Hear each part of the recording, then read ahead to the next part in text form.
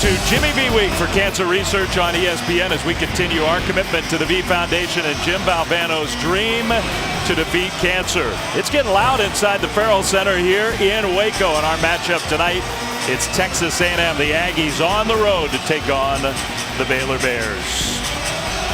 Just a few seconds away from the opening tip, so we'll give you the starting lineups. We'll begin with the Aggies, who have a record of 6-1. Texas A&M playing well here in the early season under Billy Kennedy. Alex Caruso has been a star. House, Green, Jones, and Robertson, the rest of the starting five for A&M.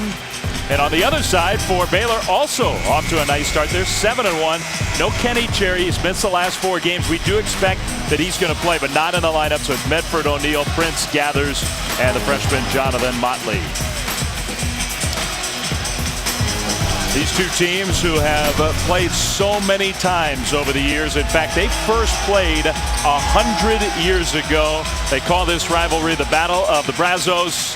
And right along the Brazos River here in Waco, 206th meeting, but very notably, it's the first meeting since the Aggies left for the SEC, and it's the first meeting not just in men's basketball. They haven't played in women's hoops. They haven't played in football, not baseball, not softball. There's some bad feelings between these two schools, Stephen Howard, and so we expect a very intense game tonight. Yeah, there's a lot of bitterness between all the Big 12 schools of the departing Aggies, so even without that, a huge rivalry between these two schools. Well, the opening tip was not executed properly, so Baylor will not have the first possession. Instead, the Aggies have the ball first. And it's going to be really interesting to see how the Aggies really attack this zone defense by Baylor.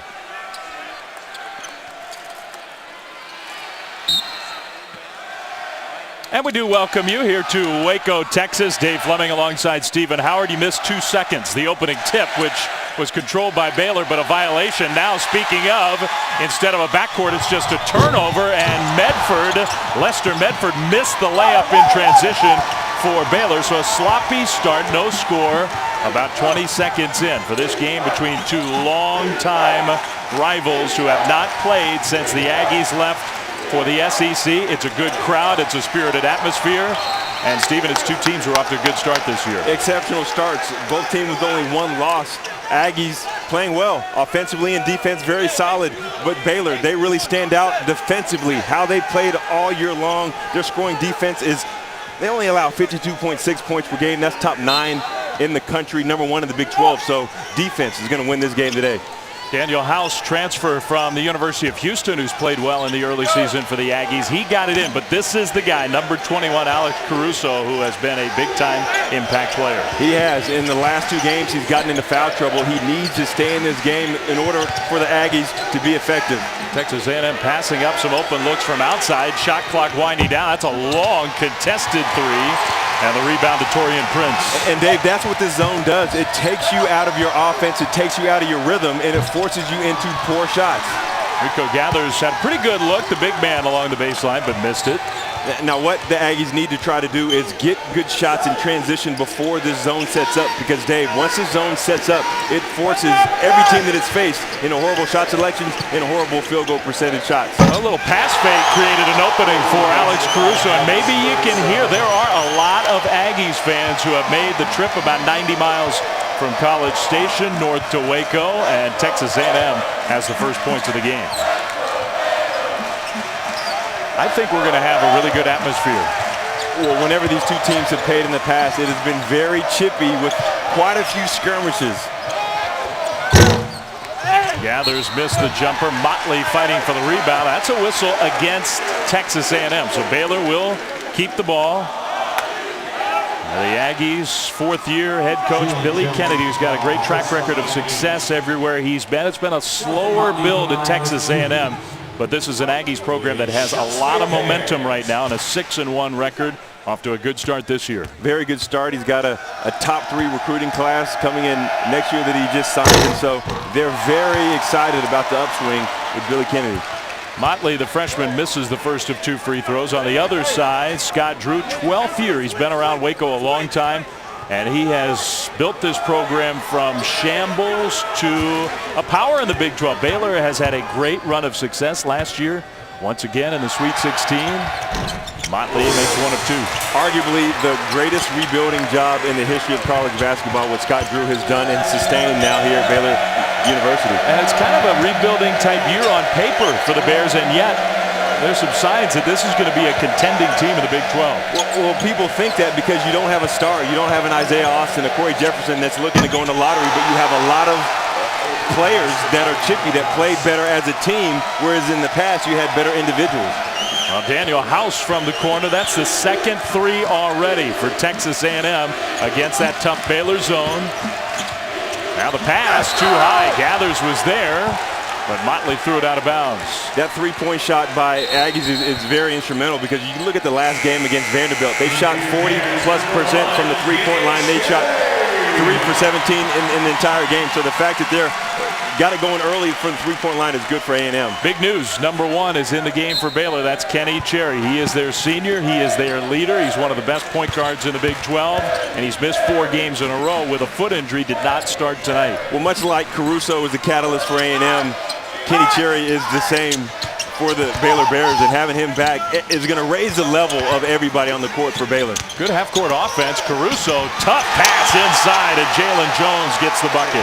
You're seeing right now A&M playing the offensive game plan of Coach Kennedy to perfection. The ball's not sticking, it's going inside, it's going out. Supreme interior passing, and that's the way to attack this zone. Royce O'Neal fouled on his way to the bucket, a role player last year. Royce O'Neal has stepped up his scoring in his senior season. Well, he's a guy that I really liked when he was at the University of Denver in the WAC. He's a really multi-tool guy that at the end of the day, you're going to see his stats. He's going to check off a block on every single stat down on the stat sheet.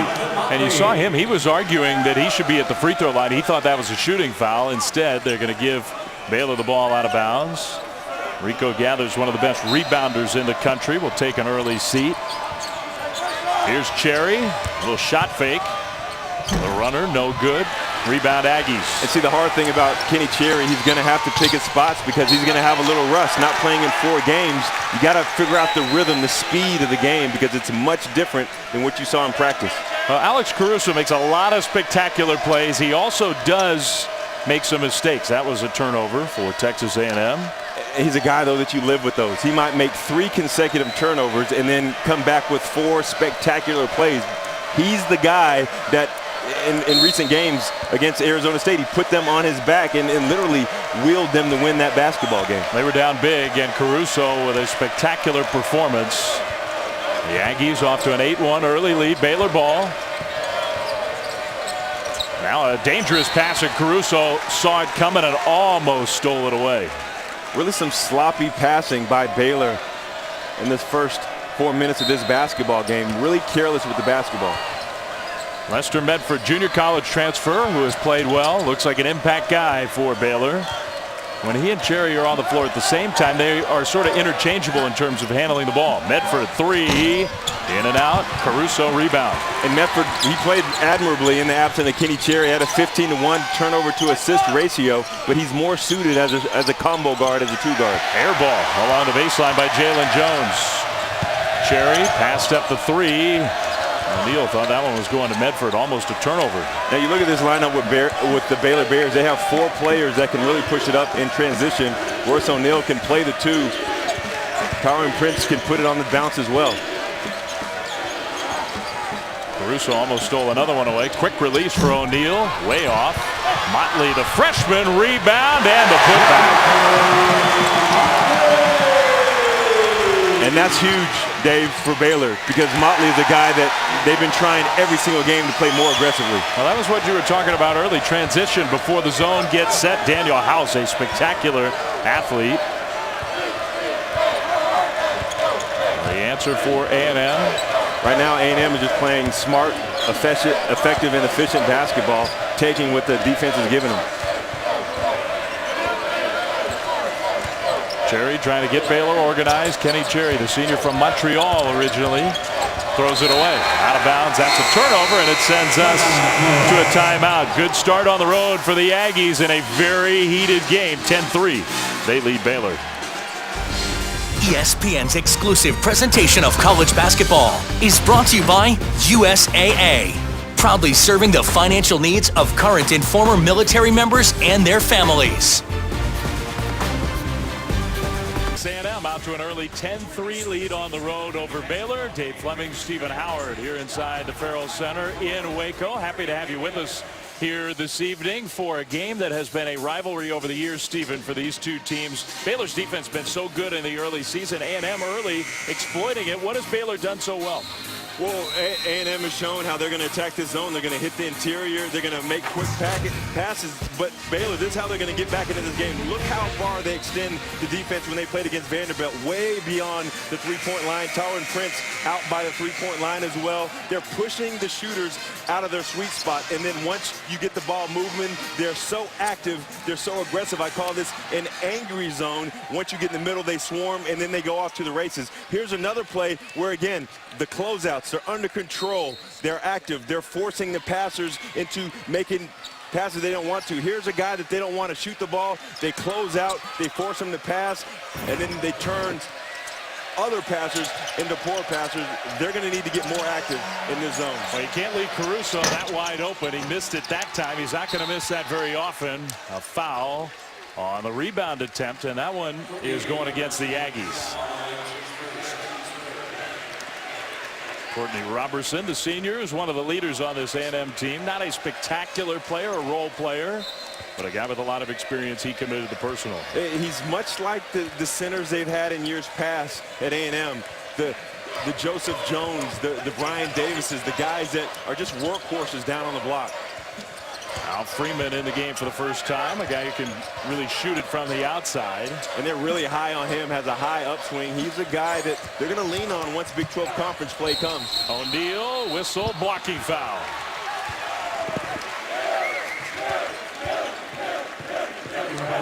Robertson will pick up 2 quick personals in the last minute.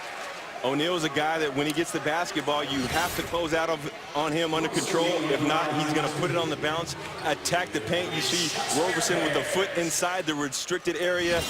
You're not allowed to do that. Great call by the officials. Well, that's 2 free throws for Royce O'Neal, the senior from the state of Texas. Began his career at the University of Denver. He's been a role player, a do-it-all kind of role player for Baylor. This year taking more of a scoring load. He's a consummate team guy. He knew in the past with Isaiah Austin, with Corey Jefferson, he wasn't needed for the bulk of the scoring. When he was at University of Denver, he was one of the best on-ball defenders. Now he's stepping up into more of an assertive, vocal role, a leadership role. And this guy can do a lot of things, Dave. Makes 1 of 2. You mentioned some of the players that Baylor doesn't have this year. No Austin, no Jefferson, no Brady Heslip, no Gary Franklin. And yet off to the 7-1 start. In the middle of the key, Cherry got his hands on the ball, almost stole it away, but the Aggies will keep it. Antoine Space did not see Cherry from behind. You know, Dave, Alex Caruso is really picking apart this zone. The SEC leader in assists last year, and he's just dicing and weaving the basketball. Doing a great job of really getting to the weak spots in this zone. He found his big man. That is Tony Trocha Morelos, who missed the shot. Here comes Baylor. But that's the spot you want to get the ball in against the zone. In that middle, either be a passer or attack it to the paint. If they're able to get it to there repeatedly throughout this game, they're going to have a great chance of winning. O'Neal down low and out of bounds. Deng Deng, the junior college transfer, dribbled it off his leg. Baylor just out of sync, Dave, offensively.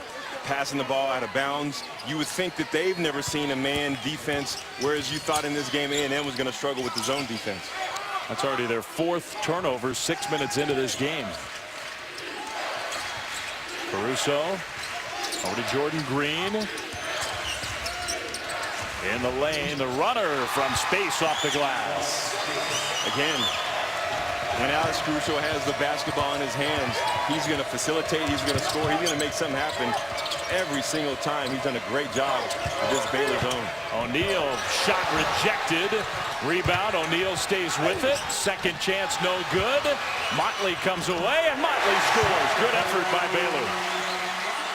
And that's one area that Baylor can excel at. They get an offensive rebound. Around 43% of all possessions. That's top 5 in the country. They have to repeatedly attack the glass and get those second chance scoring opportunities. House down low, space, turnaround, in and out. A&M, they have good interior scoring, so they're going to keep attacking that middle because Baylor does not have any rim protectors. They also have some shot blockers. Chosha Morelos, that's the second one he has altered in the last 2 possessions. He touches it over to space. Who draws the foul? That was a nice look. A couple of possessions ago, I was talking about Alex Caruso. Look at the touch passes he makes. He waits for the defense to come. He sees his offensive player inside the meat of the zone. He passes it to him quickly. That's what you got to have. Quick, precise passing to defeat the zone. Antoine Space makes the first of 2 free throws. Guy who was a starter for much of last season. Began his career at Florida State.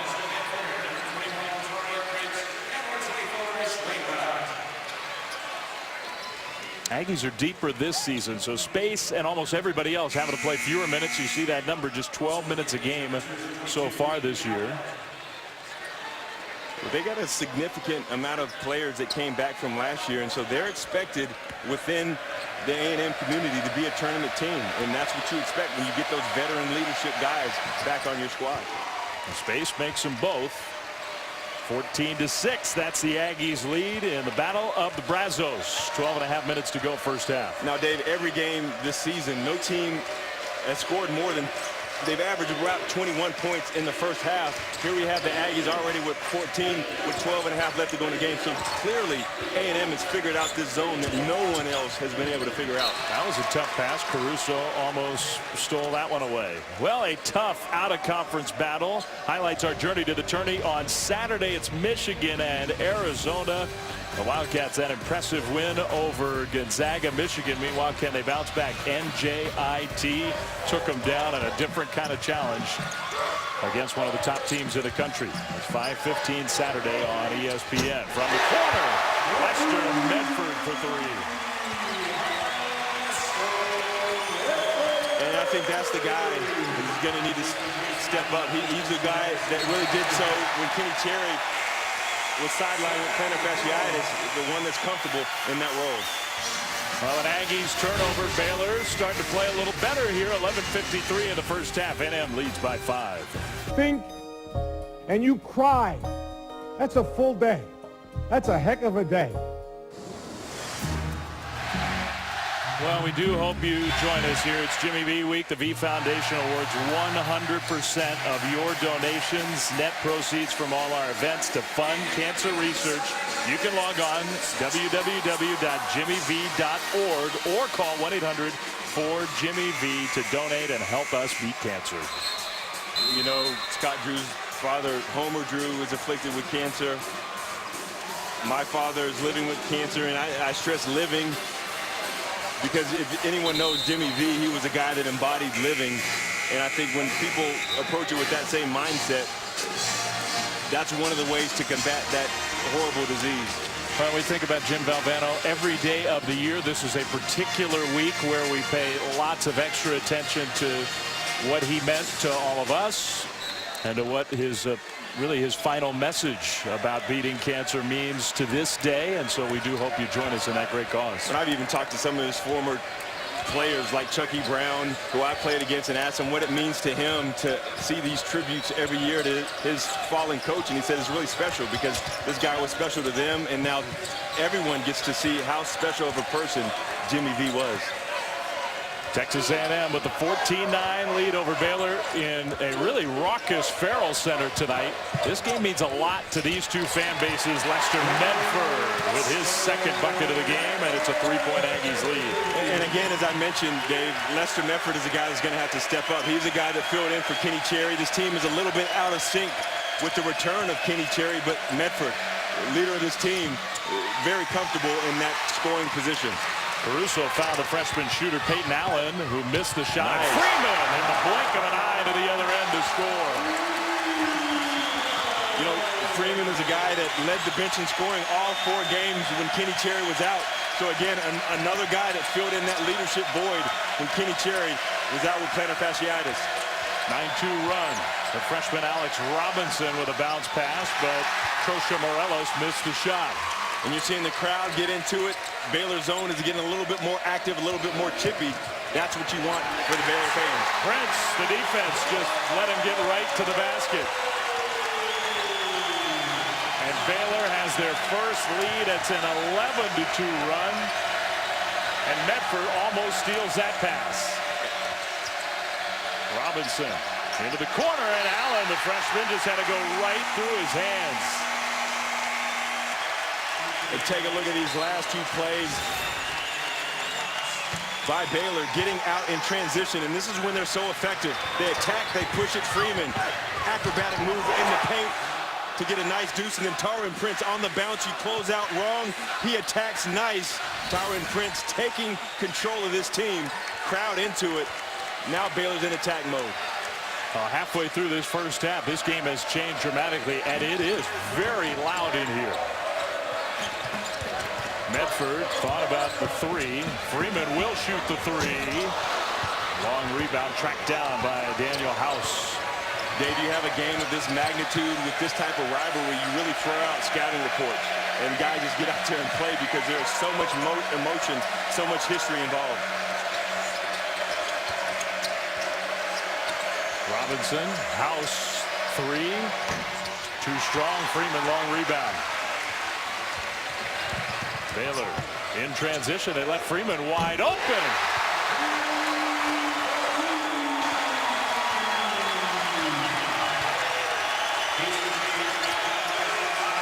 Dave, that was a shot that Freeman knew he was going to take. The second he crossed half court, you saw him wait and then take that huge dagger against A&M Aggies. 14-2 run for Baylor, and you may be asking, okay, it's Baylor A&M, it's December, why is it so loud? Why is this such a heated game? They have met 206 times. They first played basketball against one another 100 years ago. They have always played close games. They've had some memorable matchups, but most importantly here tonight, this is the first game between these two in any of the major sports since the Aggies left for the SEC. And in this state, there is a lot of animosity on the Big 12 side with fans. I'm not saying with institutions, but with fans and maybe even some of these players with how that all happened. And I think Baylor relishing this chance to get a crack at A&M. Absolutely, Dave. I mean, you had all these in-state rivalries that everybody was shaking their heads. That why would you want to leave that? One right here, the Battle of the Brazos, A&M against Oklahoma, A&M against Texas. So many rivalries throughout. I mean, Texas is in their fight song. It's so amazing, and that's why you see so many chippiness with the fans as well as the players. Kenny Cherry, Freeman attacks along the baseline, and I'm not saying that A&M made a mistake. I think the move has been great for them, and I'm glad that their transition has gone so well. But from the Baylor perspective, there are some hard feelings for sure with their fans, and it is raucous here tonight as a result. Well, I think when it happened, a lot of people in the Big 12 felt that it, for a time, left the Big 12 somewhat vulnerable. They came out stronger now with 10 teams in this league, but, you know, you're just wondering, why are you leaving something that really you built together? Foul against Royce O'Neal, his first.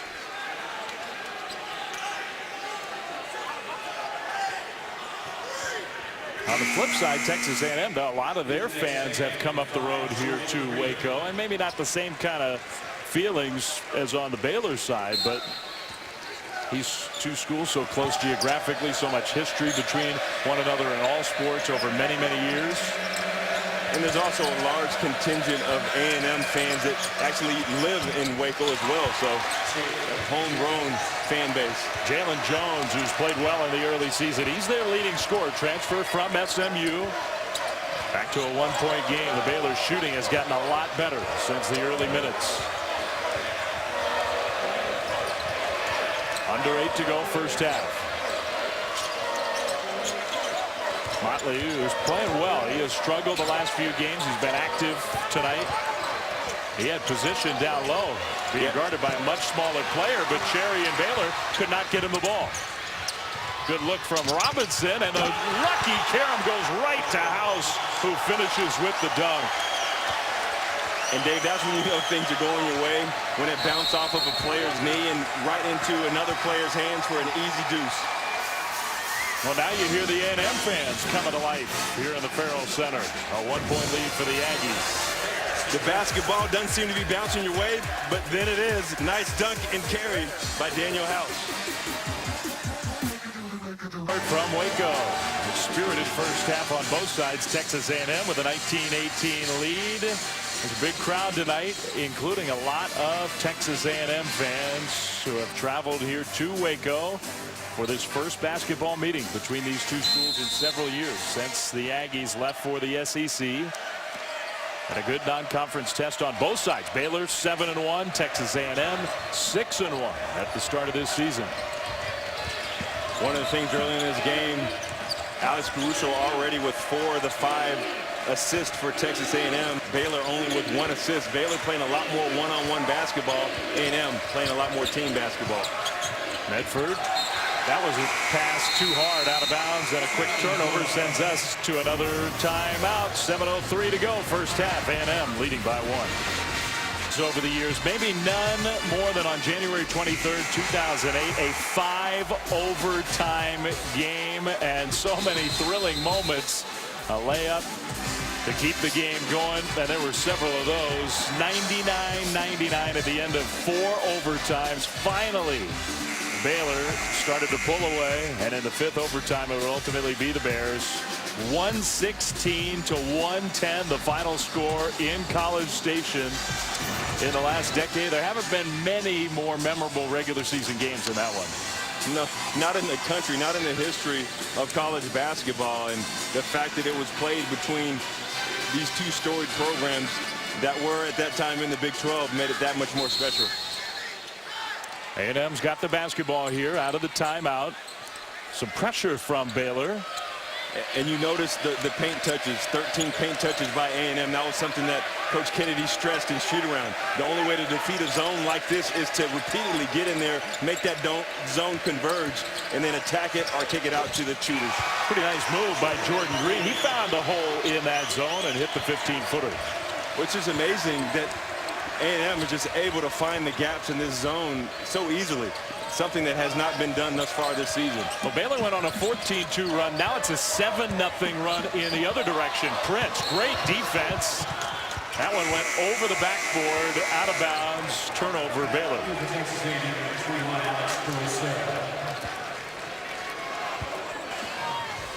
Well, how about NBA Wednesday? We got a doubleheader for you starting at 8 Eastern.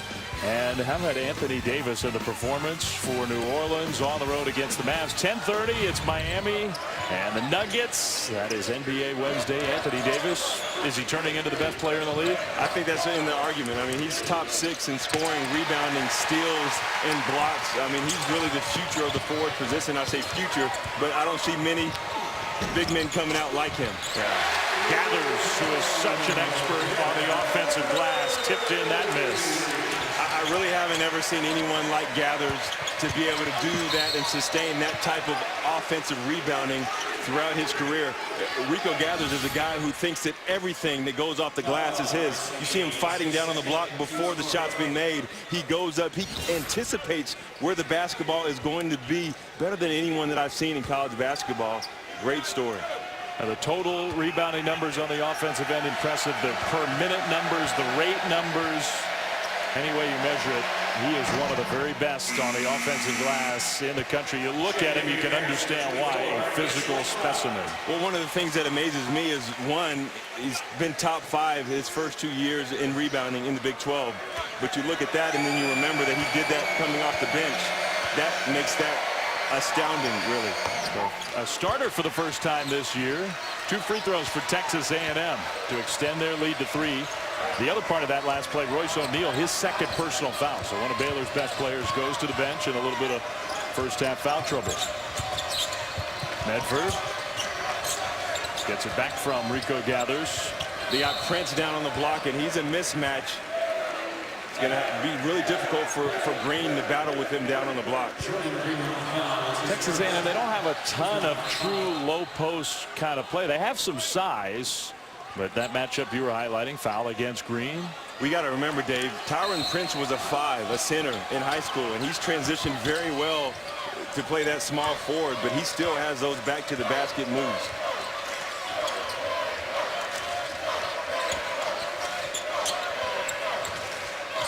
Cherry contested, tough shot. It's a 3. And that was a very tough shot by Kenny Cherry, but one that he's made throughout his career, both for Baylor and in the junior college. Caruso had a nice long rest on the bench. He's back in for the Aggies, trying to go back door. Little jump hook in the paint, whistle, foul. Space with the shot, no good, but the foul against Baylor. Dave, I'm just really impressed with the interior passing of A&M in this first half against Baylor. Repeatedly just being patient in their zone offense, finding the gaps, hitting the gaps, and if it's not there, kicking it out to someone with a better shot. Caruso has been a big part of that. Space at the free throw line. 2 for 2 at the line so far tonight. Foul against Ish Wainwright, the sophomore from Kansas City. Well, Dave, Caruso is the main part of that. You look at his assist rate, it's at 45%. That's top 5 in the country. So when he's in the game, this team shares as well as any team in the country. Both free throws good. Aggies making their free throws as a team in the first half. Under 5 to play, 2-point lead for Texas A&M.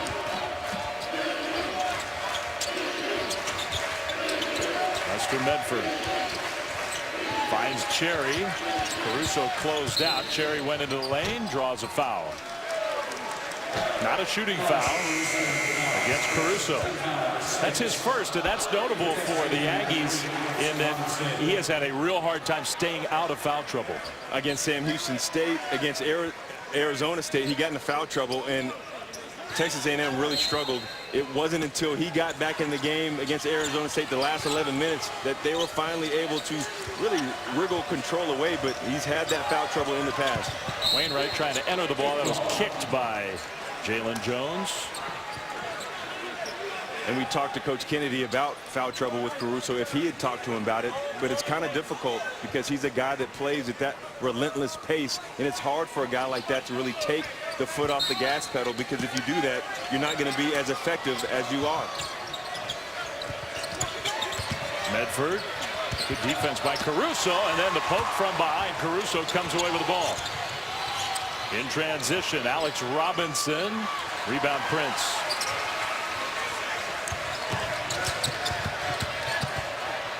Now with the left hand, Lester Medford, nice finish.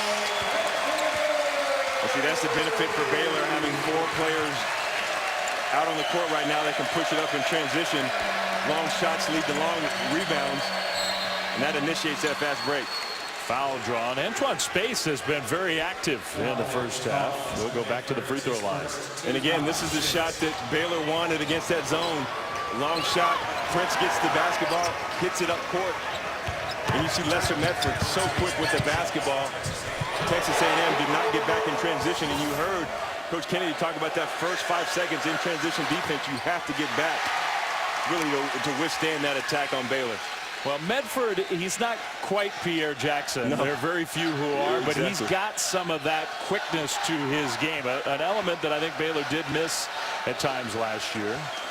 And I really think it benefited Medford when Kenny Cherry was out, because he was able to assume that leadership role. Now with Kenny Cherry back, you got 2 guys that feel comfortable leading this team.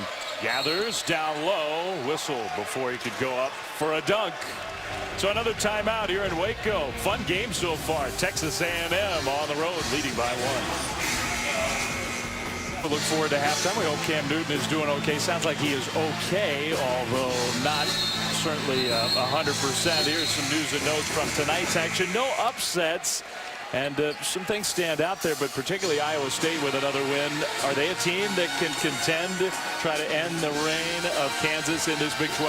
Definitely. I think there's a lot of contenders in that regard. I think Texas is going to be there. Iowa State, though, with Fred Hoiberg, the mayor, George Niang, one of the biggest mismatch nightmares in the Big 12 in the country, playing well. But Fred Hoiberg has found a way repeatedly at what's been called transfer U of blending players and getting that chemistry early in the season. That's really difficult to do with new players. 1-and-1 free throws. Baylor in the bonus. Gathers made the first to tie the game.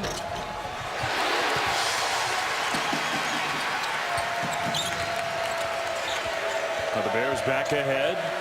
Under 4 to play first half. Caruso passed up the 3. Robinson, they like him as a freshman point guard. The shot from Jalen Jones, no good. Gathers the board. Prince, quick trigger, good.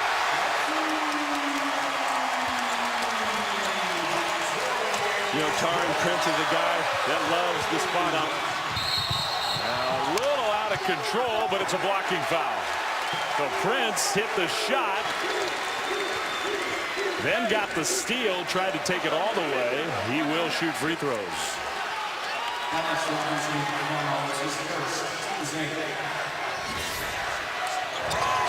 And this is that last shot that he took. A&M a little bit relaxed, bringing up the court. Taurean Prince steps into the passing lane. That's his athleticism, taking it strong to the rim. But that's really, Dave, when Baylor gets dangerous. When that defense initiates their offense, that's one of the reasons why they've been able to really defeat all those teams early on in the season. Way short on the first free throw for Prince.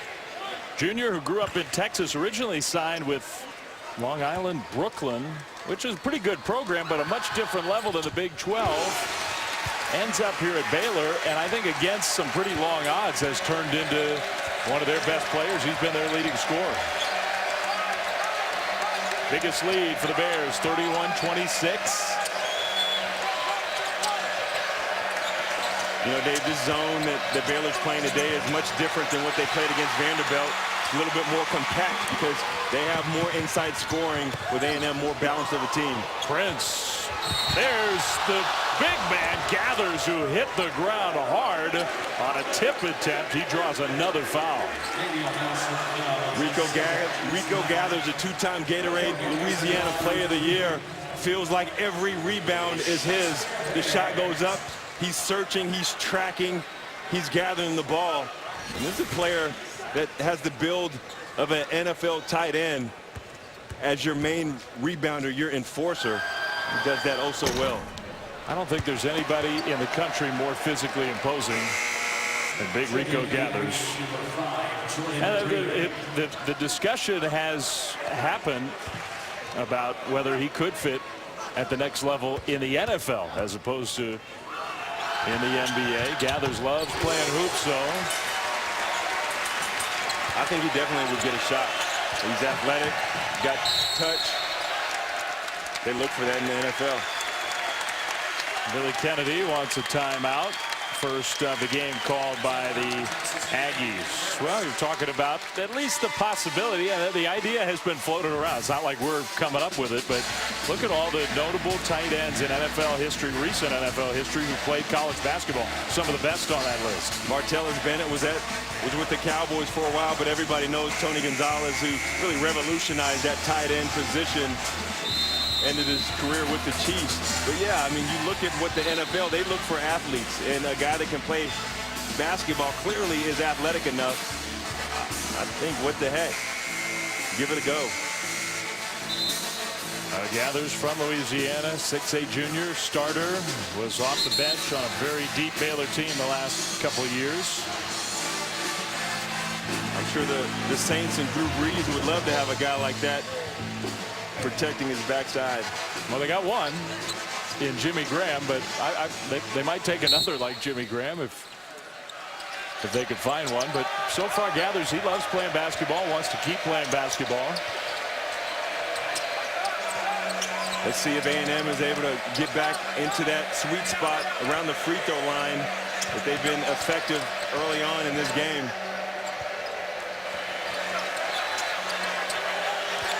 Shot clock winding down.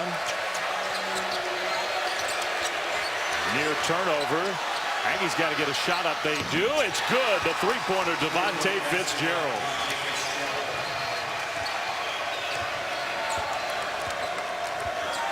That was a good broken play by A&M. Very calm in the short shot clock. Able to come up with the shot, knock it down. And that's the composure that you see from a veteran team. Prince curls, misses, gathers, foul.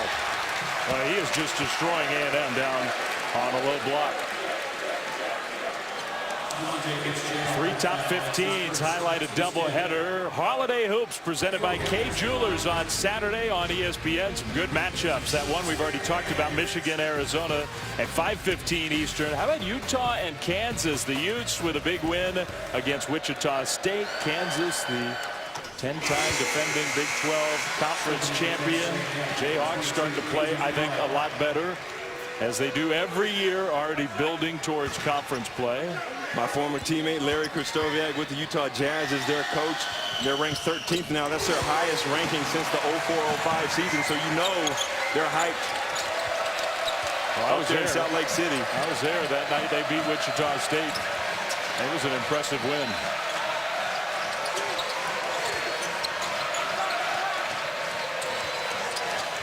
Final 2 minutes of the half. Baylor was down fairly big early. Caruso almost dribbled it right to Cherry. Now Prince aggressively playing defense, and A&M's going to call another timeout. Sloppy ball handling for the Aggies these last few minutes. Well, Dave, that's really where this zone is what I call angry. They don't settle back. They're not passive. They attack. And if you're careless with the basketball, if you're not strong with it, they're going to go and get it. Watch here from three-quarter court. You get the basketball, and if you're careless, they're going to go after the ball. They're going to reach.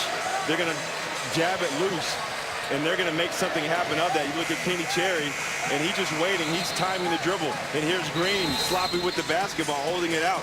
You have to be strong with it because these guys, that basketball is a magnet to this zone, and they are attracted to it, and they're trying to get it. Aggies hit some shots early. The offense has been a lot tougher for the rest of this first half. 34-29, Baylor with the lead. Texas A&M has called a couple of timeouts in the last couple minutes. Bears at one point were down 7, so up 5 now. They've turned this game around.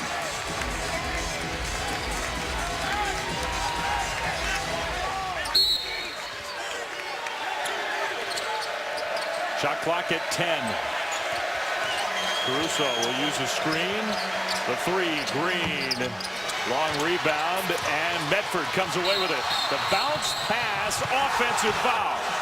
Caruso was there. Medford knocked him down as he led Cherry. And the fans in Waco do not like that one. And see, I don't know about this play as well, because when you get the basketball, you have to allow the offensive player enough space to maneuver out of your way. I didn't see at that juncture that Lester Medford was able to get out of the defender's way. I don't agree with that call, but again, that's the most difficult call in college basketball, the block charge rule, but I don't agree with that call. It turns into a turnover. Would have been 2, I think, on the other end. Green again. Wayne Wright taps the ball to himself. You know, those were 2 quick shots in the shot clock by A&M that I thought were a little bit choicy, that I think if they could have those back, they would wait and get a better shot, because right now Baylor wants them to take those deep threes. Medford 3. Off to the side, no good. Jones grabs the ball. Baylor is such good at offensive rebounds that at times that second shot is their best shot, but that was a poor shot by Lester Medford. Green, bounce pass, too strong, out of bounds. Not a great stretch for Jordan Green, the senior, one of the experienced Aggies. Really the only Aggie that's played in this Battle of the Brazos. He played 8 minutes his freshman year, last time that they played. But again, those last 2 threes he took were rushed. He attacked the paint. That's when you stop, either raise up or you pass it out and try to force something. Didn't work out. Shot clock is up. Baylor can hold for the final look of this first half. And Kenny Cherry's looked good with the plantar fasciitis. These last 4 games has not played. He's been solid tonight. You're going to look either for a high pick and roll or Kenny Cherry just to take him off the bounce and attack the rim. Cherry does attack. Good off the glass. And A&M sloppy even in the final couple seconds. That's sort of how this game went after the first few minutes. What I liked about that last play, Dave, is the fact that Kenny Cherry only left him 1.6 seconds for A&M. Not enough time to get some out, but offensive rebounds. Really the tail of the tape for Baylor Bears, how they were able to get back into this game. So it's halftime here in Waco. Baylor 36, A&M 29. Now Steve Weissman in the studio with Jay Williams for our Land Rover halftime report. Week for cancer research on ESPN as we continue our commitment to the V Foundation. Jim Valvano's dream to defeat cancer as we get ready for the start of the second half. Baylor leads Texas A&M 36-29.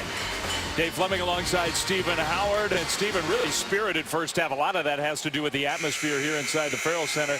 Baylor's defense, maybe not as spirited early on. It really picked up as the half went on. Well, Dave, Coach Billy Kennedy was really worried about the first 10 minutes, seeing this zone. But really, it was the first 10 minutes where A&M played the best. They were attacking the gaps, getting easy shots, and Alex Caruso did a good job of really spearheading that attack and spearheading A&M to a very comfortable lead in the first 10 minutes. But then it seemed like after that lull in the game, Baylor finally started to initiate that defense from the zone. They started becoming chippy. They started becoming active. They started to get in the passing lane. And then they really just disrupted the offense of A&M down the stretch. Well, another big factor as we look at the stats from the first half, the offensive rebounding of the Bears. Well, Baylor had 7 offensive rebounds. A&M had 8 total rebounds. So really Baylor is winning the ground war in the second chance points. Just a more physical Baylor basketball team. A&M, if they want to win this game, they're going to have to get in the trenches. They're going to have to play physical. Yeah, the 7 stands out, but maybe not as much as the 0 stands out. Yeah. A&M not a single offensive board in the first 20 minutes, and they're playing from behind on the road. Offensive rebounds, steals, those are all effort stats, so you have to go after those. They're not just going to fall in your hands. Motley, I thought he provided a nice spark. Gathers, trying to get another one, not quite this time. Well, Dave, the thing about Motley, just the fact that he's being aggressive, what they want him to do, that bodes well for Baylor, and that's the kind of player that they want him to be. Touch pass outside Jordan Green to Alex Caruso. And you're noticing early on in this second half, already a lot of deflections by Baylor, hands active early. House, Caruso down low. Nice pass. The shot is good from Jordan Green. Whenever A&M has been patient in their zone offense, they've found the right shot. They've gotten good looks, and even if you miss those, you're still making that defense shift, and you're getting the looks that you want at the rim. Caruso, a little gamesmanship, I think, with Lester Medford, who almost threw the pass away. That was interesting. Yeah, I see you. Yeah, he did. He was standing right in front of him. Here's Rico Gathers. And a hook shot, no good. Motley, there's the activity you were talking about. And Caruso comes away with a loose ball. Aggies running. Good bounce pass, and the foul. Jalen Jones hard to the basket. He'll shoot free throws. One of the things that Baylor doesn't have this year, they don't have that rim protector. They don't have an Isaiah Austin, a Corey Jefferson. Jalen Jones doing a good job of just attacking the rim, initiating that contact, and playing through that contact. Medford picked up his 3rd personal foul. So early in the second half, it looks like he's going to take a seat. And I think that's big for Baylor because in that first half, Lester Medford was the player that, to me, seemed most comfortable out on the court. And he'll come out. We'll see for how long. Not even a minute and a half into the second half. Kenny Cherry in. Second free throw, no good. Jalen Jones missed them both. Cherry, who missed 4 games in a row before tonight with a foot problem. Jonathan Motley back to the basket, into the middle. Good little shot fake, fouled. You know, Dave, Jonathan Motley is a guy that really took advantage of that red shirt year. He added 10 pounds of muscle. That whole time he's going against guys like Isaiah Austin, Corey Jefferson, Rico Gathers in practice. He used that time to get more physical, work on his body, and you can see the finished product this year. Good for Baylor. He looks a lot different. We would see him in practice last year. And it really is similar to the mold of a Corey Jefferson, who he's been compared with body type, coming in slim, working on the body, and then able to blossom into that role. He has struggled here since the early games of the year. Tonight, playing well. Missed that second one, but offensive rebound Baylor. And even though Rico Gathers did not get that offensive rebound, he caused that with his activity, able to keep it alive and then allowing Baylor to get the second chance scoring opportunity. Prince finds Gathers. Spin nice move.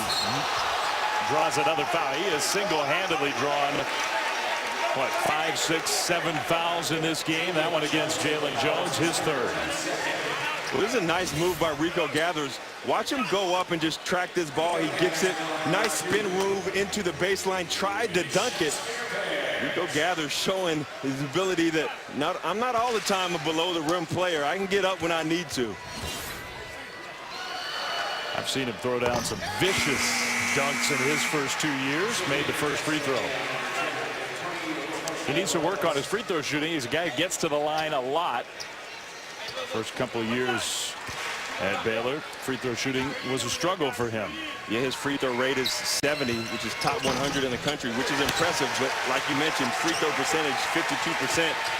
Sometimes when you're missing the front of a 1-and-1, it's just like a turnover. Baylor leads by 8, couple minutes into the second half.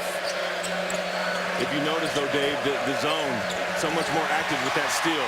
Another one for Baylor. Cherry on the move. O'Neal down low. Motley scores.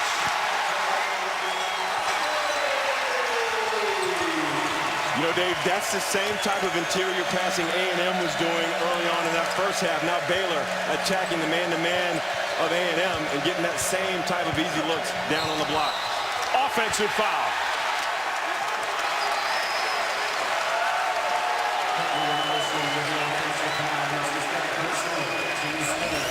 You know, looking at that last play, look at Baylor trapping active hands. That's how their defense is so effective.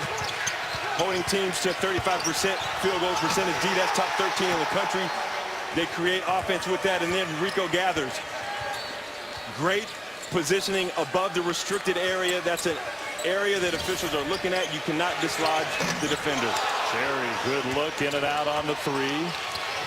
Danger time for Texas A&M. Down 10, House nearly had it stolen. Caruso's been a reluctant shooter as the game has gone on. And see, Dave, that was a pass that Caruso did not make in the first half. He would make no-look passes, quick passes. He telegraphed that. You can't do that against this quick Baylor defensive front line. Bears getting organized in their half-court offense. Cherry, lob, Motley, finish.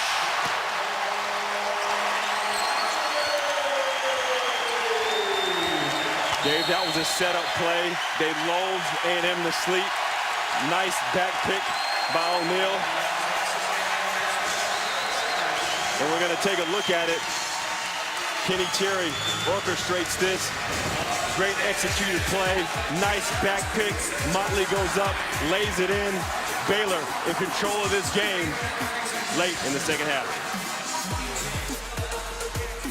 Goes 7-0 run for Baylor. They've upped their lead to 12. A&M in this game was up right away from the start, but since the first few minutes of the game, it has been mostly Baylor, and that guy Rico Gathers has been so active underneath the basket. He's been integral, and he and Kenny Cherry, the first point of attack, and Rico really the foundation of the attack. And A&M, they're not doing any ball fakes. They're telegraphing. They're not making the defense shift. Baylor too active, too aggressive to attack that way in their zone. You're right. It's been such a difference. A&M looked so comfortable early on against the zone defense. Anything but comfortable here in the second half. And almost another steal. Aggies got lucky there. You know, I told Coach Scott Drew yesterday that I didn't think this defense was an Aviva defense. I thought it was an angry defense. Second half, Baylor playing that angry style of defense that this zone is noted for. Into the lane, the runner, no good, but a foul. Jordan Green, an aggressive move. So we'll take a quick timeout. The Bears up 12 in the second half. In the second half of this game, Baylor has set the tone defensively, being active in passing lane, getting deflections, and using that to initiate their offense. That is the MO of this angry zone. They've gotten in the way of everyone. Their second chance defenders, they've gotten above the restricted area, and whenever A&M has gotten the paint, they've been active. And this team is too fast, too quick to telegraph pass. They've really taking control of this game, Dave, with their active, their attentiveness, and really their ability to disrupt the offense of A&M. Well, you see those numbers coming in. Baylor's defense statistically look very impressive on paper, and it's not like Baylor's just been playing one cupcake after another. I mean, they played at South Carolina, at Vanderbilt, they played Memphis, they played Illinois, pretty good Stephen F. Austin team. So that's some decent competition level to have the defensive numbers look as good as they do. And when they played Vanderbilt, Vanderbilt was shooting over 40% from the three. They ended the game 3 for 17 from three. So this zone is able to take away and morph and take away your strengths. And it's doing that effectively in the second half against A&M. Here's O'Neal on the perimeter. Kenny Cherry looking healthy, which is big news for Baylor tonight. Motley down low. Motley, tough shot. O'Neal missed the follow. Tipped up by Prince. And Dave, that's the MO of the Baylor teams of old. Second chance scoring opportunities. It's almost like that's a play for them. The ball goes up, and they just bat it around until someone scores that basketball. Well, another near steal. Caruso, though, knocked down. That'll be a foul against Royce O'Neal. His third personal foul. Dave, I tell you, if we took deflections as a statistic, something that we took when I played with the Utah Jazz, Baylor would be ahead 30-5 in this game. Very active, on their toes the whole game, and that's one of the reasons why A&M's playing on their heels. Baylor, they're active, they're aggressive, they're pushing forward. I mean, even simple passes have not been simple. And that's why A&M, they need to use the ball fake. They need to get these guys off their feet, going the other direction. Then you're able to attack the gaps. Daniel House finds Caruso. Great look inside and a reverse layup from Antoine Space. You know, they're talking to Kennedy before the game. They wanted to get Caruso into that middle. That was the first play that they actually got him in that middle, and it worked well for him, able to score down low. Motley finds Freeman in the corner. Three. Rebound Aggies. There's still plenty of time in this game, so plenty of time for Texas A&M to recover, but not if they make mistakes like that. And you see Coach Billy Kennedy saying why. Why do you want to risk a play like that? Yeah, you want to get an easy bucket in transition, but if you don't, you got to pull it out because right now you can't afford to lose a possession. Fourth year in College Station for Billy Kennedy, one of the good guys, one of the good coaches in college hoops, but it has not been a quick program build for Coach Kennedy. The momentum we talked about in the first half, they're recruiting at a very high level. The future looks bright, but hoping this is a year where they do take a big step forward. Well, the cupboard was bare when he assumed the job at Texas A&M, and it's taken a while to build it up, but it's very promising now with the recruits that he has, with the veterans that he has already. Wainwright to Gathers with the left hand. Dave, Rico Gathers is a player that plays best with angles. You see that time he sealed perfectly, great pass, and then he went up, protected the ball with the rims, went up positively. Some struggles for Texas A&M, that's for sure. 13:50 to go. We have a moment. And another reminder, Saturday Holiday Hoops presented by Kay Jewelers. 4 good teams. Michigan trying to bounce back. Arizona trying to keep it going. Kansas, Utah, very intriguing game. 3:15 Eastern on ESPN. Also on Watch ESPN. I was really impressed with the poise of Arizona against Gonzaga down the stretch. Able to pull that victory out.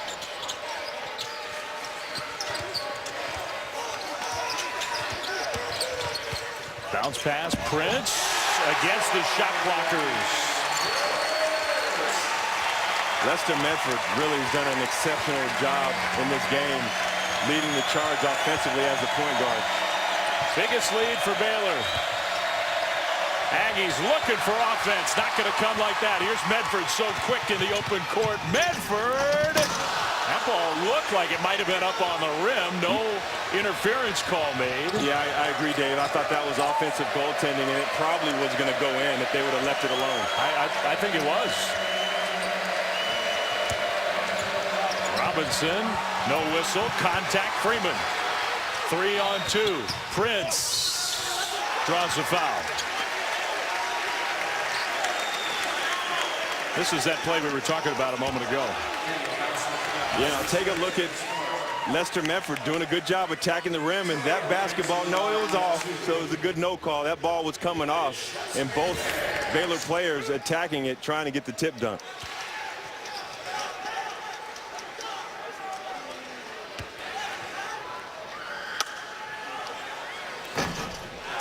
First free throw, no good. 49-34.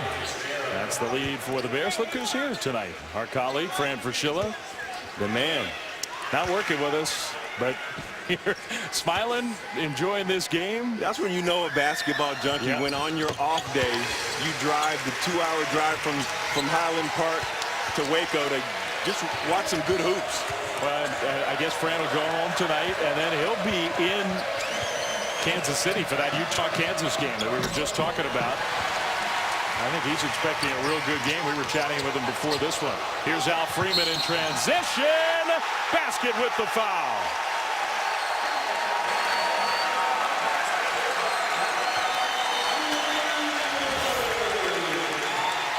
You know, you're looking at Al Freeman. He led the bench in scoring all 4 games when Kenny Cherry was out, and he's showing that poise, really just going in and out of the defense around the back. Hesitation move, crossover, Euro step, giving it all to him for the N1 scoring opportunity.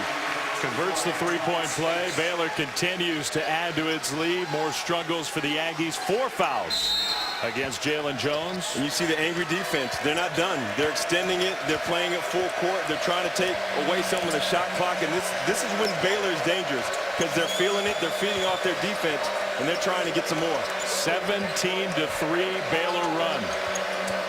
Well, I said they had plenty of time. Maybe that's not a good thing for the Aggies, because it's getting uglier as the minutes tick away. It really is. Look how they extend that defense, though. There's not too many zones that extend it past the three-point line. Most zones are passive, not the angry Baylor defense. And finally, an aggressive move. Devontae Fitzgerald draws a foul that sends us to a timeout. But Baylor ready for this game. Bears playing well, up big.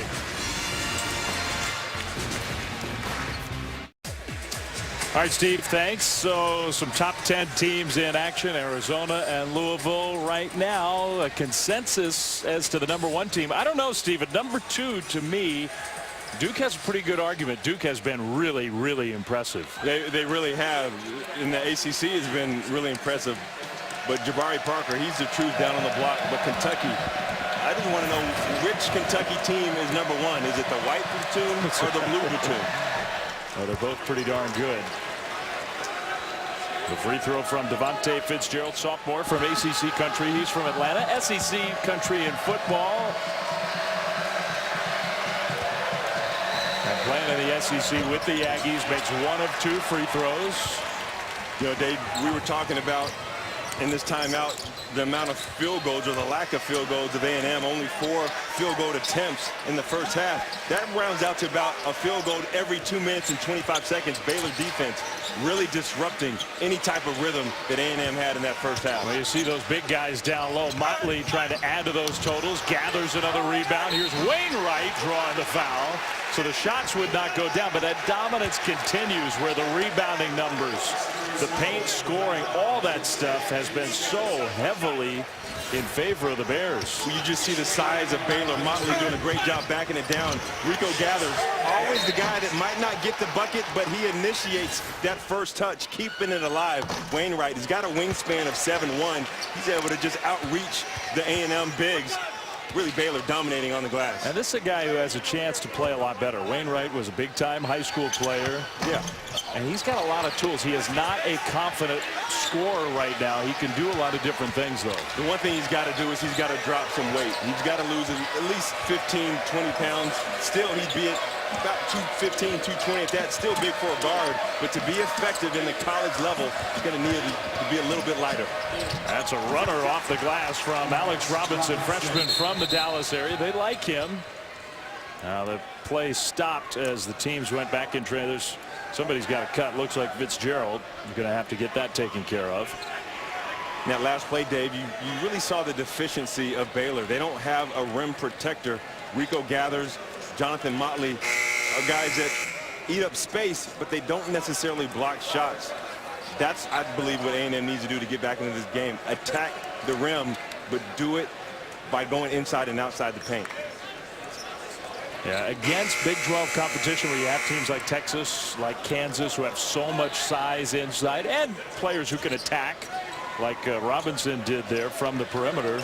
That lack of a shot blocker, and that could end up hurting Baylor at times. We're talking to Baylor. The one thing that has helped them this year has been the change of the block charge rule. That's allowed guys like Rico Gathers, who you've seen already today, take a couple charges to be effective and protect the rim with charges, because he didn't have a problem getting physical, getting on the ground. 11:05 to go. Baylor comfortably ahead here at home in this rivalry game that had not been played for several years. Now that these teams play in different conferences, there are a lot of emotions around this matchup, and Baylor playing very well, a game they want to have badly. One thing Baylor needs to pay attention to, they're switching the fours on those pick and roll. Royce O'Neal should be able to take the big off the bounce. And you got Wainwright matched up against the much smaller Robinson, but the shot clock winding down. Freeman found an opening. Motley kept it alive. Motley grabs the rebound and scores. That has been the story of this game. Well, that happened because of the switch. You had Caruso on Motley. When you tried to get the rebound, Motley just too big, too strong, able to get that second chance scoring opportunity. Cherry cannot believe he got called for the reach-in foul. Now watch, you're going to see on that last play, Freeman going up for the shot. Motley has Caruso on him, just too long, not able to get the rebound. Motley able to get the second chance scoring opportunity and just too strong. That's the aggressive behavior that they've been waiting for Jonathan Motley all year long, the coaching staff of Baylor. I mean, this is a kid, you're looking at number 35, Jonathan Motley, the freshman from Houston, who last two games had not made a shot, had not scored a point. Caruso throws it right to Cherry. Layup good. Dave, this is when it's just not going your way. That pass was perfect, but to the wrong player. Kenny Cherry anticipated where Caruso was going, where his man didn't even. 7 turnovers, 5 field goal attempts. Not field goals made, field goal attempts. A block shot there, but a foul. There's the guy who has a chance to turn into the rim protector. Jonathan Motley whistled for the personal that time. Not only that, though, Dave, I believe if he keeps developing the way he has, he's got some pro potential in him. I mean, he's got the touch, he's got the athleticism. You see him in practice, he just exudes athleticism. He just needs to get that aggressive spirit and play like he has today every game. Fitzgerald, free throws coming. That one way off. Now that is not good news on a night which has been overwhelmingly positive. Cherry, and that looks to me, now look, I'm just speculating, but it's the left foot that's been giving him problems.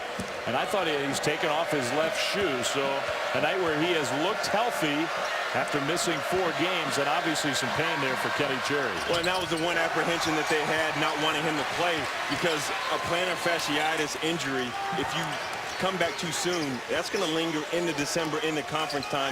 You wait a little bit longer. The one thing, though, they do have beneficial, Baylor doesn't play until the 17th, so he will have time to nurse that foot. Caruso goes for the steal and comes away with it. A rare, easy look for the Aggies. And that's Alex Caruso. He's the guy that initiates his team with his defense. He's the emotional leader. He's done that throughout his career, but he's going to need more of that in order for A&M to come back into this game. The first basket for Alex Caruso since the first 2 minutes of the game. You know, he's coming off arguably his best game ever with 23 points, 6 rebounds, 6 assists, 6 steals against Arizona State. Nothing Caruso can do, though, about the big guys for Baylor dominating in this game. And once again, Jonathan Motley. Caruso was having his best game last time.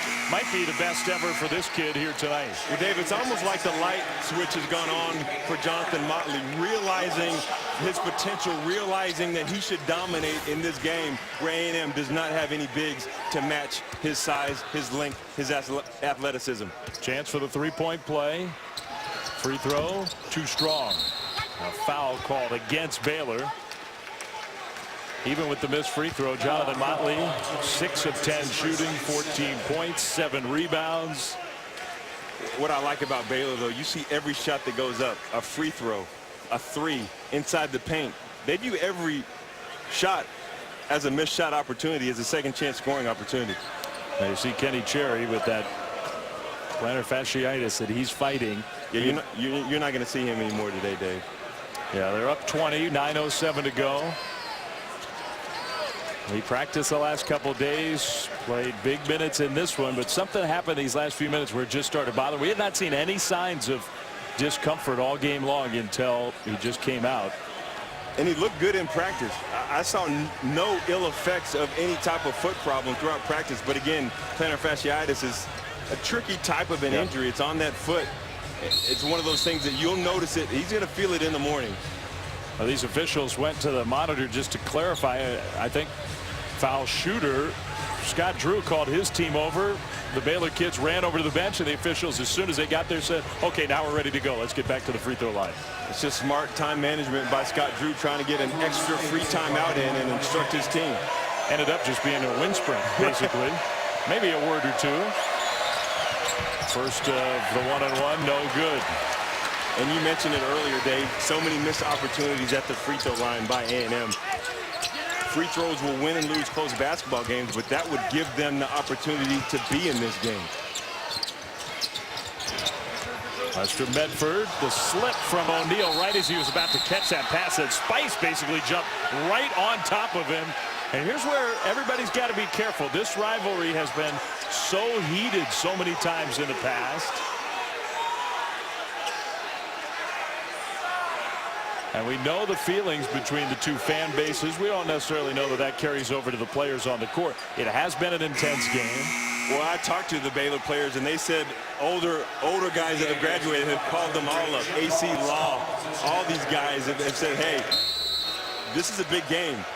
And you're not going to lose this, but you got on A&M, Alex Caruso. He's a ball boy, so he very well knows the chippiness, the history of this type of game. It is A&M basketball. Robinson attacks that big man and scores. Nice move, Alex Robinson. It's not offensively that A&M is going to get back into this game. It's got to be getting some defensive stops. Robinson upset with his teammates, just let him run right into a pick by Tyrene Prince. Medford open. No good. Motley offensive board had it ripped away. And the big man Dylan John, sophomore from England, who has just come in this last minute or so for the first time all night. John's sloppy play on the floor. Prince comes away with the ball. I love the way Baylor has no problems getting onto the floor, get those 50-50 balls. Medford finds Al Freeman. Dave, Baylor just running efficient basketball now. They make a stop on defense, they attack, get the easy bucket, and then they get back and set down into that zone defense that A&M has not been able to solve in the second half. Johns fumbled it out of bounds off of Texas A&M. Timeout here in Waco. Well, this second half, Dave, has been all about 50-50 balls, and it's been all about Baylor getting those. Baylor getting on the ground, then off to the races. Baylor getting easy buckets in transition. That's why they're ahead in this game big. We go to the back 40-41, that's the score. Baylor with a 20-point lead. This was a close game in the first half. They have blown things open in the second half. The young big man, Jonathan Motley, has been a big reason why. Well, 5 offensive rebounds, second chance scoring opportunities. It's been a coming out party for Jonathan Motley, playing really above the rim, playing more physical, and really doing everything that he wanted to down on the block. This is the player that the Baylor coaching staff has been waiting to see, getting on the block. Nice inside-out move, going to the baseline, and this young man here, you've seen the second coming. Well, they do believe he has a chance to be a very high-level player in the Big 12. Motley, who started off strong, including a career-high 17 against South Carolina. He's got 14, close to that tonight, after really struggling as the season got underway. He already has his career-high rebounds in this game. I think this is his best ever all-around game. It has to be. But for me, if I'm A&M, I have to be disappointed in my effort in this game. Baylor with 14 offensive rebounds, still 0 offensive rebounds for A&M. That's effort. One thing the coach cannot coach, Dave, is effort. I can get you in the X's and O's, I can get you in the right place, but going after the ball, diving on the floor, I can't make you do that. A&M really just did not come to play, and it's surprising with the rivalry and the magnitude of this game that you wouldn't be able to manufacture some effort.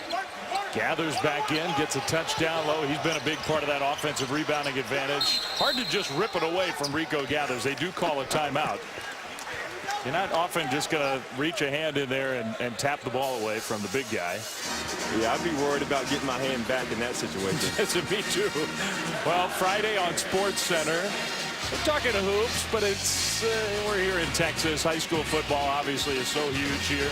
And I think the greatest high school game of all time was played in Texas 15 years ago. Good gosh almighty. And if you don't know what that means, watch Friday 6 Eastern, SportsCenter, a new SC feature. An incredible game. It was an incredible comeback. And the announcers had a little part in naming that SC featured segment. And once you watch, you'll know why.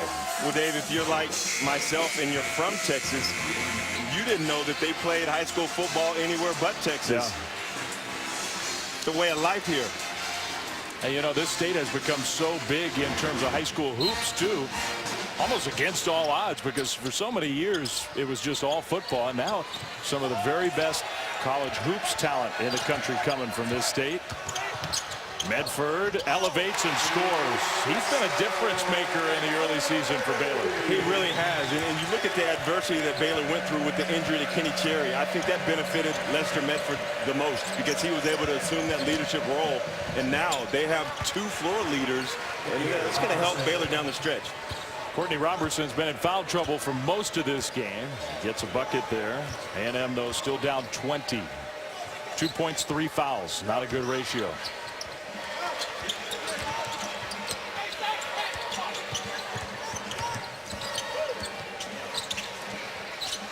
Freeman 3. Got a nice stroke. Yeah.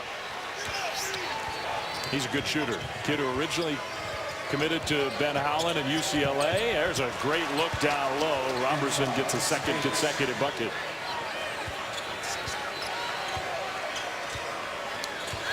But now Freeman, who was from North Carolina, committed to UCLA. Never played there, transferred here to Baylor. Was expected to play last year, but broke his wrist. And sat out redshirted a year now. An important part of this Bears team. Motley, another red shirt from last season, followed his own miss. Motley is just adding to what has already been an impressive game. You see that 20 pounds of muscle. You're seeing the skill set he was able to garner by playing against Corey Jefferson, Isaiah Austin, and they've got a player, Jonathan Motley. Robertson with contact scores the basket. Foul against Rico Gathers, who thought he just stood there. Rico looking at the officials like, you saw him bounce off of this impressive chest that I have. That is not a foul. But again, I think that's the one glaring weakness of this team is that lack of interior presence, lack of interior rim protector, because like you mentioned, when you go against the Kansas, the Texas with the Cameron Ridleys, they've got horses down on the block. And you're going to need some interior depth that this Baylor team does not have. Rico's got to be easy on the high fives. He almost took off his coach's arm coming back to the bench. A guy who is on a different strength and conditioning program from everybody else on this Baylor team. They have to give him all kinds of extra football style weight room work. Well, and he didn't start lifting until he got to college. Never did. He just, as we call, country strong. Okay, now this is dangerous, isn't it? Let's look again. Rico, you got to be careful here, bud. You see that look. Ow. Come on. He saw the grimace, too. That's going to hurt in the morning. Jalen Jones has fouled out. He doesn't look too happy right now. Can someone go tell him that they are up a lot right now? Rico. Or at least just tell him what's going to be on the training table tonight. And you figure he can put it away a little bit. But I love that intensity. I mean, you want guys hungry, and I think really that's one of the reasons why this Baylor team is so good. You don't have those McDonald's All-Americans. You have guys that are chippy, guys that were 3-star, 4-star, that have something to prove, much like Rico Gathers, and they go out every night and prove it. Not a great night for Jalen Jones. A guy that was a leading scorer and leading rebounder for SMU, transferred to A&M. Has been playing well of late, but just didn't have anything against that really aggressive interior of Baylor. Final 5 minutes. Alex Robinson's been a bright spot. Hits the 3. Right now, A&M is just playing for respect and just trying to get this close to 10 points. Something that they have not been able to do in this second half. I mean, look at the field goal shooting. A&M is making shots. They just are so sloppy with the ball against the defense. They've been killed on the glass and killed by Jonathan Motley. Timeout, Scott Drew. Yeah, they're not stopping anyone. It's one thing to make shots, but you got to make stops with that. And A&M have not been able to do that. Really no fight in the Aggies in this second half. Weren't a lot of smiles for Motley these last couple of games. He's got a career-high 20 to go along with his career-high in rebounds. Well, look at Motley, just rim runs. Cuts to the rim, nobody there to protect the rim for A&M. And this guy's mobile, he's agile, and he's got a nice touch around the rim, just lays it in softly. A lot to be happy about for Baylor and for Jonathan Motley. Well, the Bears fans relishing the chance to play this game. These two teams had not met in football, not in men's or women's basketball, not in baseball, not in softball since Texas A&M left for the SEC. And folks here in Waco were waiting for a chance to play, but especially beat the Aggies, and that's what they're going to do tonight. Not only beat the Aggies, but beat them impressively. The first half, I thought A&M really had the aggressiveness in that, but second half has been all Baylor. Good to report that Paul Mills does not have a dislocated shoulder, and he and Rico Gathers are still able to sit next to each other after that aggressive high five. Baylor assistant coach is okay. Robinson, foul, and I don't think that was on the block attempt. That was a whistle against Medford, sort of down on ground level. Fourth foul against Medford. 206th meeting all time between these two teams, and they've played some classics. Now, I was in the film session for Scott Drew in Baylor. The last time A&M won was here in Baylor, senior night. Donald Sloan threw the ball off the glass to tip dunk it while A&M was up handedly. And Coach Scott Drew reminded them that you don't let people come to your house, particularly A&M, come to your house and win basketball games. So he set the tone early for his Baylor Bears. Hey, none of you guys were here, but we were ticked off. So you better be ticked off too. And I think the message was received. It was a very intense team coming into the game tonight. Not only that, but when you have veterans like Quincy Acey calling you from the NBA, telling you to protect our house, that message is received. Big time. Medford, impressive. There is a little Pierre Jackson in his game. Not the biggest guy, but quick, strong, can finish. Active hands, Dave, deflections, just lackadaisical passes by A&M. Bodies falling all over the place, and there was Motley all alone. Yeah, I'm really impressed with how Baylor has played in this game. That defense. Timeout for Billy Kennedy and the Aggies. So we'll keep it here. Texas A&M, they're 6-1 and looking to be an improved team in the SEC. Timeout, Texas A&M. They got one timeout remaining. So I think there's some optimism. Tonight has not been their night. This is the preseason media poll. Picked to finish in that 9 slot. And look, I mean, the way they play tonight, they look like a 9th place kind of team. But I think there is some upside where you look at Ole Miss has struggled a bit. Missouri, Auburn. A&M has a chance to move into that top 5 or top 6. Yeah, the one thing about the SEC is it's very top heavy. You look at the top 3, but then after that, I think all of those teams really can be moved around. LSU's been playing very well. Beat 2 Big 12 teams in West Virginia. But yeah, A&M, and it's early in the season, and that's what you play these pre-conference games for, to learn about your team and rectify it. And A&M still has plenty of time to right the ship, but you got Alex Caruso. You got 11 NBA scouts here tonight checking out Alex Caruso, so he's got the potential to put this team on his back. 3:17 to go. Caruso looked ready to go, but he and his teammates, after those promising first few minutes, just have not played well tonight. Baylor has looked good. And it's really been a quiet night for Alex Caruso. You know, credit Baylor's defense to not only take A&M off their rhythm, but Alex Caruso not allowing him to be aggressive at all tonight. Timeout again for Baylor.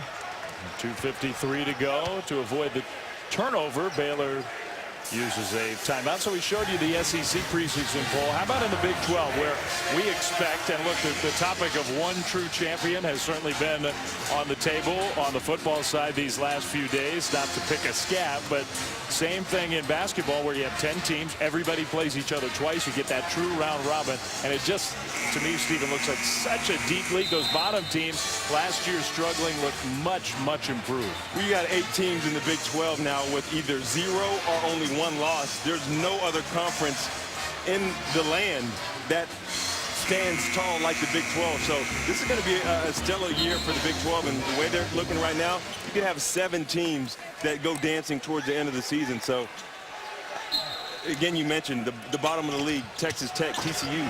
Both of those coaches are Hall of Fame coaches, coaches of the year in their previous stops. So no easy wins in the Big 12 this year. Out of the timeout, Baylor got an easy basket. Here's House missing the layup. Gathers, adding to his rebound total. Gathers 11 points. And I think that was his 10th rebound. I think he just got himself a double-double. Yep, confirmed. Right now, Rico Gathers is 4th in the Big 12 with active players in double-double. So quite a history of those.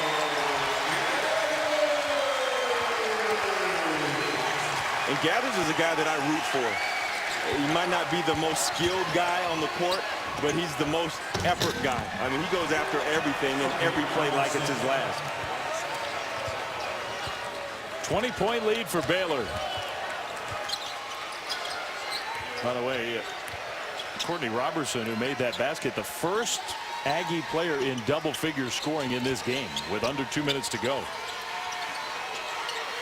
You know, this is one of those games where I don't know if you even watch the film if you're Coach Billy Kennedy, because there's going to be so much to go over. Just say, hey, guys, we laid one. Let's just move on. Freeman 3, rebound to the freshman, Alex Robinson. House fouled by Gathers. Well, he's still intense with 1:21 to go, and Baylor up 20. You wouldn't know the margin with the way Gathers is acting in this one. He has been intense, even with the big lead. Watch out, Coach. Yikes. Rico Gathers and Baylor playing very well here tonight at home.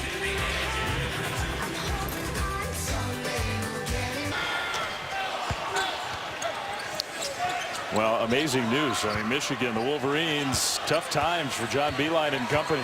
And then if you're Arizona, there's 2 schools of thought. Either Michigan is going to be fractured during that game, or they're going to be extremely angry. So it's going to be easy to see, though, at the beginning of that game, which Michigan team has come to play.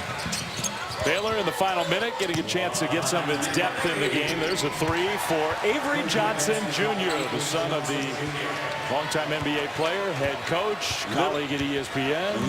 Little general, former teammate with the Spurs. Good to see his son in action.